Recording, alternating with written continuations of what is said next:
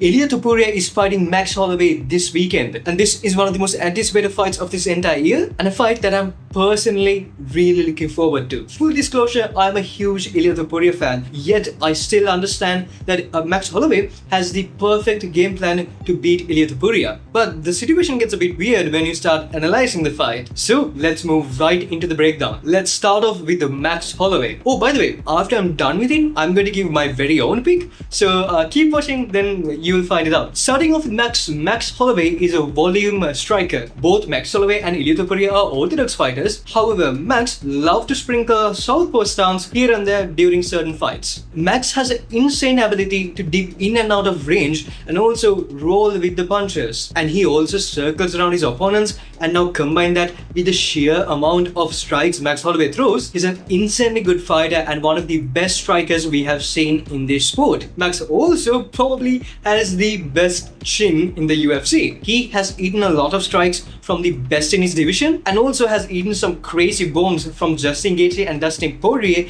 at a heavier weight class. That being said, he's cutting down to featherweight from the bulk he did for the Justin Gaethje fight, so that's something to keep in mind. Now let's talk about takedown defense. Max Holloway has good takedown defense. I mean, the closest fight I can think of that gives us a good perspective on how good his takedown defense is the Volkanovski second fight. Yes, Alex did take him down after a couple of tries, but he was not successful with keeping him on the ground for a really long time. Jair Rodriguez attempted 5 takedowns, only was successful with one of them. Kelvin Keita attempted 2, 0 successful. In the second Alex fight, Alex attempted 9, only 3 successful. However, in the Frankie Edgar fight, Frankie attempted 15 takedowns but was only successful with one of them. So it's pretty safe to say that Max Holloway definitely have good takedown defense compared to the rest of the division. Now let's talk about some numbers. Max Holloway is the taller fighter. He's 5'11", whereas Ilia Topuria is only 5'7". Ilia Topuria is shorter than me. Not sure what that has to do with the video, but you know, I am taller than Ilia Topuria. Only by an inch, but let's not talk about it. So in other words, Max Holloway has a 4-inch height advantage. Now, it is true that Max Holloway and Ilia Topuria both has the same reach of 69 inches. Nice. But the leg reach is different. Max Holloway has a 5-inch leg reach advantage. Now this can come in real handy. This makes it easier for Max Holloway to dip in and out of range much quicker, and also to kick Ilia Topuria's leg or his body way out of Ilia Topuria's range. He can jab in and out and completely dictate the distance, all by using this reach advantage. And that is a bit about Max Holloway. Let's talk about Ilia Topuria, the Spanish Georgian and one of the most powerful men in the UFC. Him knocking out Volkanovski broke my heart, but it's one of those situations where I could make my mind up because I like Ilia Topuria. I want him to be the champion and I want the UFC to have a mega superstar, and I think Ilia Topuria is that man. Anyways, enough of the glazing. Let's break him down. Ilia is an undefeated fighter with a 15 professional MMA career, or in other words, he is on a 15 winning streak. He's also one of the best well-rounded fighters in the entire UFC roster. Pound for pound, he's up there with people like Jon Jones and Islam Makhachev with their ability to use both striking and grappling to their advantage. Let's talk about grappling first because it's easier to actually talk about. He is a solid grappler. The best example I can think of is the Bryce Mitchell fight. Now, he got taken down by Bryce Mitchell in the first round, I believe.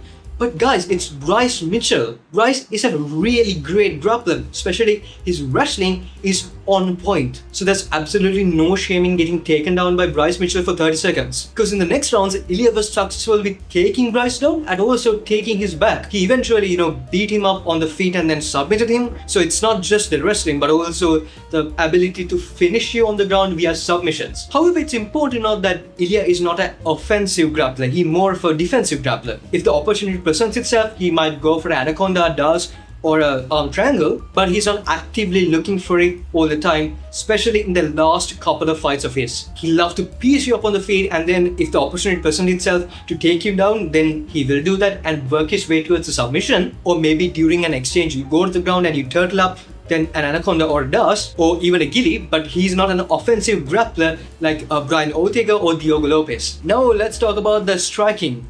Ilia Topuria is the best boxer in the UFC, past or present. I know, that's a strong take and I have absolutely no problem with defending it. When you compare the pure boxing, not the striking, boxing, born keyword there. If you compare the pure boxing of Max Holloway versus Ilia Topuria, or even Peter and Ilia Topuria, it is nowhere near close, and Ilia Topuria is levels above anyone in the UFC regardless of the weight class. End of discussion. Just to back up my record, here's the legendary boxing coach Teddy Atlas, who by the way coached people like young Mike Tyson, Wilfred Benitez and Michael Moorer. And here's him talking about Ilia Topuria after the Volkanovski fight, and that man knows what he's talking about, and he's completely right. And that's the boxing. But what about his power? Let me just give you a statistic that should explain Ilia Topuria's power. Ilia has no TKOs in his record. He has 0 TKOs.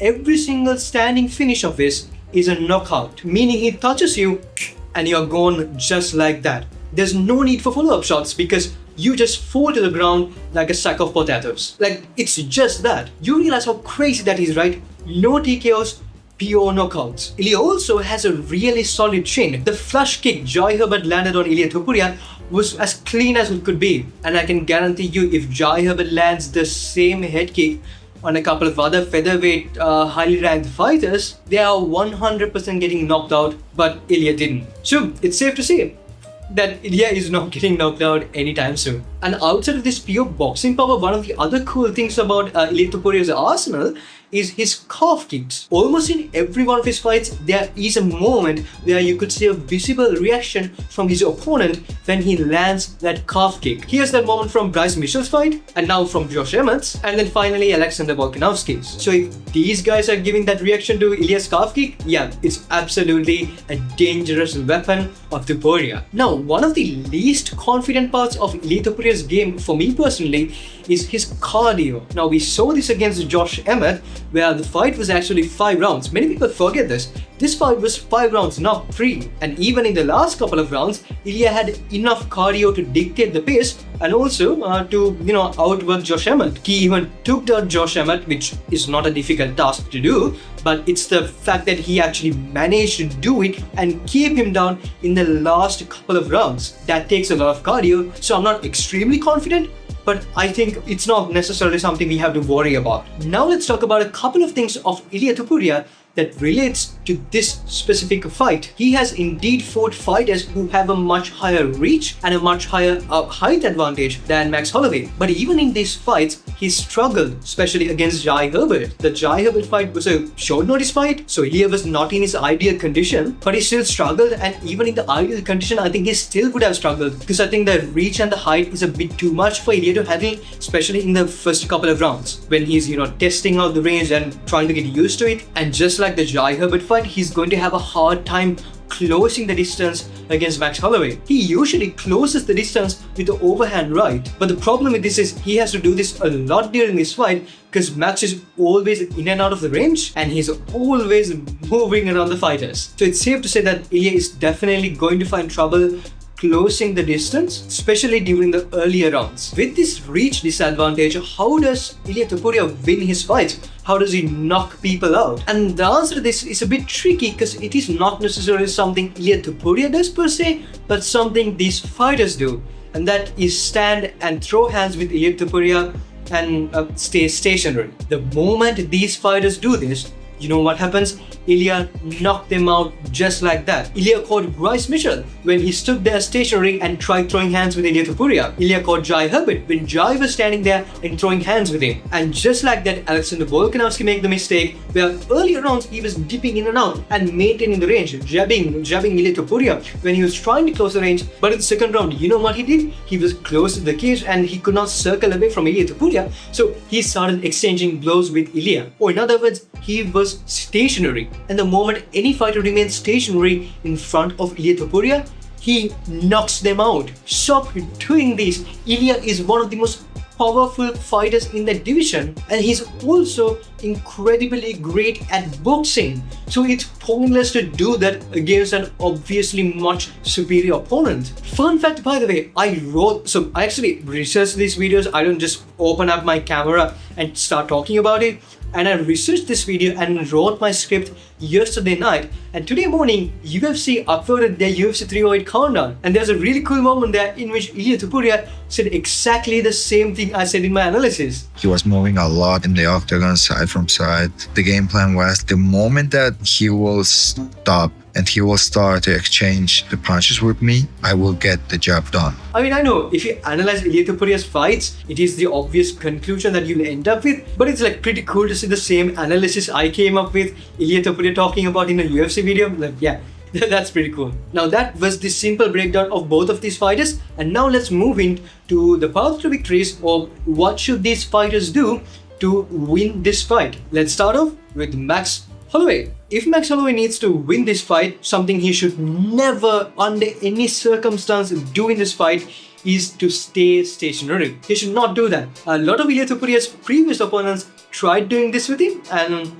it did not end well with them. So please trust in the proven methods, keep on rotating around Ilia Topuria, circle around him, and always you should be the one who's maintaining the distance and not letting Ilia Topuria close that distance with his overhand rights. He has to strike from range and land a lot of jabs and a lot of kicks, which he can easily land due to his 5-inch leg reach advantage. But one of the specific moves that Max Holloway can use and should use is the left high kick. Let me tell you a story. Ilia Topuria has been dropped twice in his MMA career.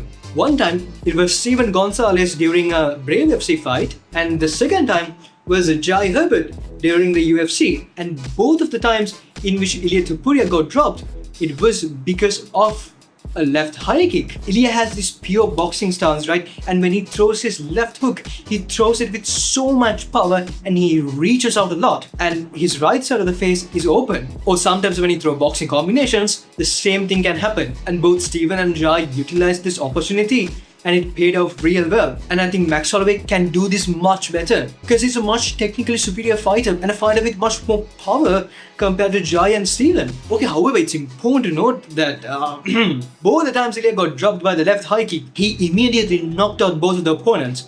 So maybe Max shouldn't do it, because if the pattern continued, Max would indeed drop Ilia Topuria but then get knocked out right after that. So maybe he shouldn't do it. Anyways, another move Max Holloway can use is his signature spinning back kick. The same back kick that he used to break Justin Gaethje's nose in the first round, which by the way completely hindered Justin's ability for the next 4 rounds straight. So that is a dangerous but a highly impactful move that Max can use at any time during this fight. He has to overwhelm Ilia with sheer volume and sheer pressure and put him on the back foot. And Ilia is not great when it comes to fighting off his back foot, so that's one more advantage for Max Holloway. And he has to do this for 25 minutes, and he has to be perfect for 25 minutes. If he gets stationary like the time he did against Justin Gaethje and then got dropped, this fight will not end well for Max Holloway. For the record, I don't think Max Holloway is getting knocked out. I mean, he has faced some monsters and he has never been knocked out. The Justin Gaethje knockdown was the first ever knockdown in his entire career. That being said, I believe Ilia Topuria can generate more power to a drained Max Holloway at the featherweight division, because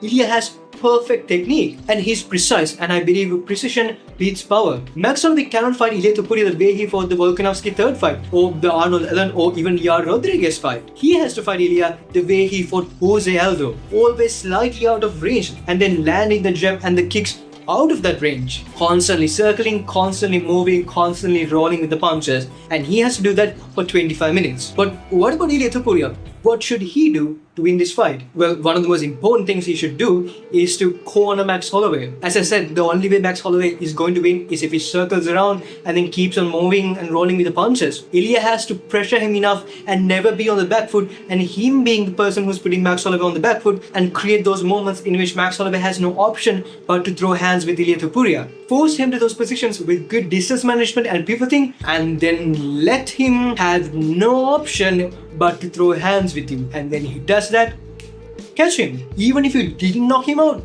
you don't have to worry about it, because just do that at least once or twice every single round, and the more effective striking will go to you. And one of the other things he has to do is definitely take care of the left side of his face, because Max Holloway definitely knows about the left high hook, and he's definitely going to attempt that against you, and you should never let him have the opportunity to do so. Okay, sure, you might not get knocked out, but if you get knocked down, guess what? That round is most likely Max Holloway's. And you cannot chase that one knockout and end up giving out rounds after the other.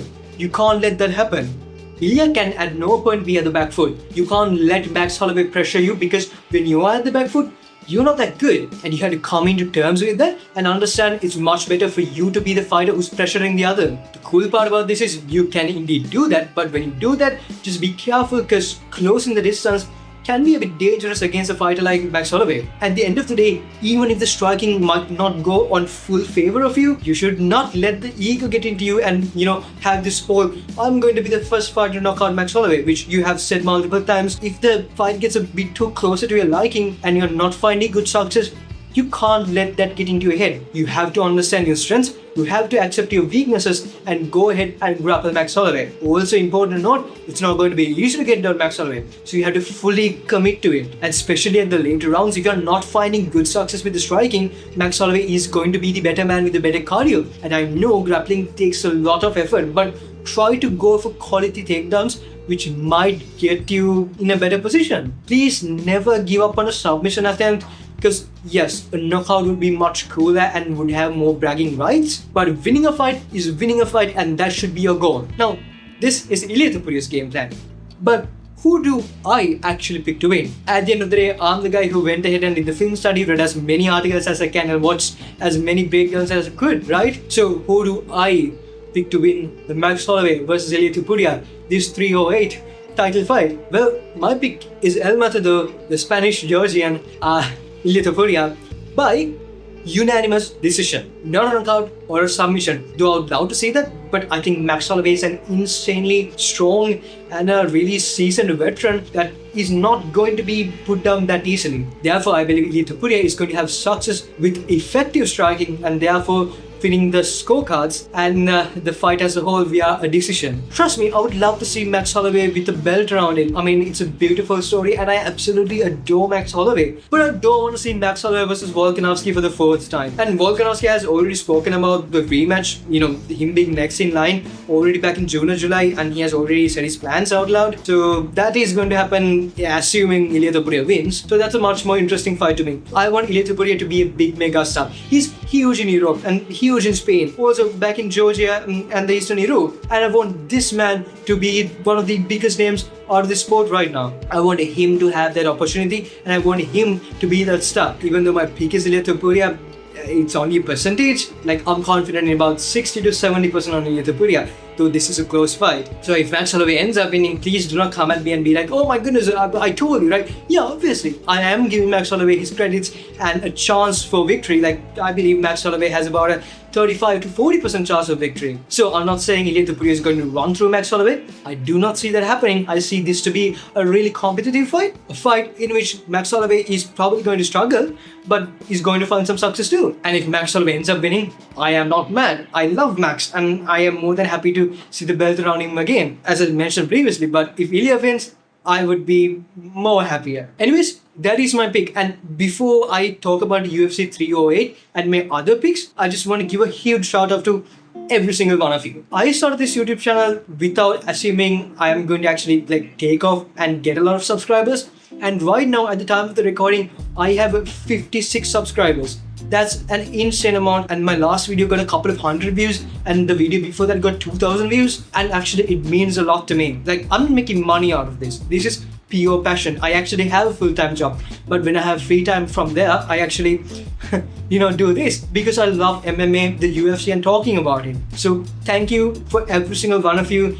And moving back to UFC 308, the Robert Whittaker versus Khamzat Chimaev fight, I am picking Khamzat Chimaev. I think Khamzat Chimaev is much more dangerous. Yes, he had cardio issue during the third round in the Kamaru Usman fight, but guys, he still managed to take down Kamaru Usman even during that third round. Kamaru Usman is a really solid fighter. Yes, he has messed up knees, but I mean, it's still Kamaru Usman. Though I think the Robert Whittaker fight is going to be a much harder fight for Khamzat Chimaev, I am going with Khamzat Chimaev. But if Robert Whittaker ends up winning, I am actually going to be really happy. Like, my money would be on Khamzat Chimaev because I think he's the better fighter, but I personally prefer Robert Whittaker victory. Hopefully, Bobby Knuckles will pull it off. And now to Leon Murphy versus Dan Ige, I am going with Leon Murphy. I don't want to bore you with my breakdown, but My simple reasoning for this is, I believe Leron is going to be the better fighter. He's going to be the more solid striker in this exchange. So I have my money on him. And then Magomed Ankalaev versus Alexander Rakic. I want Magomed Ankalaev to win because I want to see him versus Alex Pereira. But it would be pretty hilarious if Rakic wins this fight and he ends up fighting Alex Pereira. Like, that would be pretty hilarious. And then Shara Bullet versus Armen Petrosyan. Now, this is one of those fights UFC has given like kind of a free layup for Shara. Now, Armen is a really solid striker. He's actually a really good kickboxer. But Shara's problem is not striking, but an opponent that can take you down. Now, that's the problem. So what UFC has basically done here is given a pure kickboxer and a striker who's not going to attempt takedowns, but is going to stand and bang with you. So this is kind of like the perfect game plan for Shara Bullet. Now, it would be pretty funny if he loses this, but I don't think he's going to lose. I'm going to go with Shara. And that is my UFC 308 main card predictions. And I'm really looking forward to the Ilia Topuria versus Max Holloway fight. And guess what? Leave a comment down below. I read every one of them. And if there's something for me to reply back, I will definitely do that. And if you enjoy this video and appreciate the breakdown I did, please consider subscribing and liking this video. Because when you do that, YouTube pushes this video out for more people. And when you subscribe, YouTube will recommend my future videos to you. And by the way, my next video is coming in a couple of days, so stay tuned. Oh, by the way, UFC announced Belal Muhammad versus Shavkat Rakhmonov fight. So I made a breakdown to that video too, just like this video. So check that video out. Spoiler alert, when you start analyzing Shavkat's previous opponents, you started to see a problem there. Go check that video out. I'll talk about it there. Thank you for watching. I really appreciate it. Signing out. My name is Don Kusal, and I will see you in a couple of days.